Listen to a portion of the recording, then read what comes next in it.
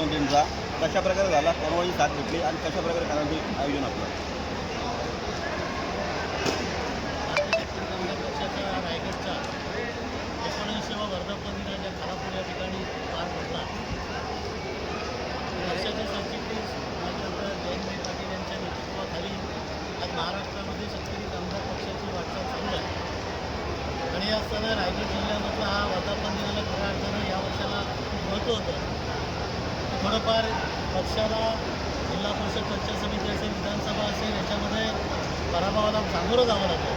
पण असं जरी असलं तरी छत्रपती जयंतभाईंच्या नेतृत्वाखाली शेतकरी कामगार पक्षाचा रायगड जिल्ह्यातला पक्ष हा तेवढाच ठामपणे या ठिकाणी घट्ट पावलं आहे उभा आहे, हे आजच्या या मेळाव्याच्या निमित्तानं आपल्याला पाहायला मिळालं.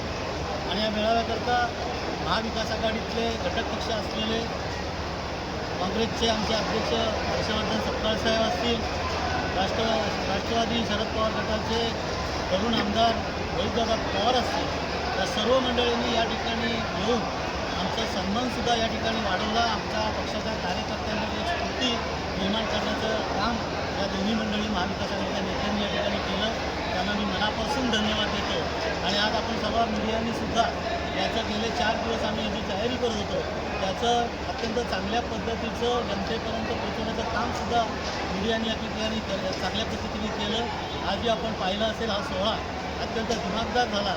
त्याचंही निश्चितपणाने आपण सर्व मंडळींनी दखल घ्यावी अशा प्रकारची सुद्धा मी विनंती या ठिकाणी करतो. धन्यवाद. ओके.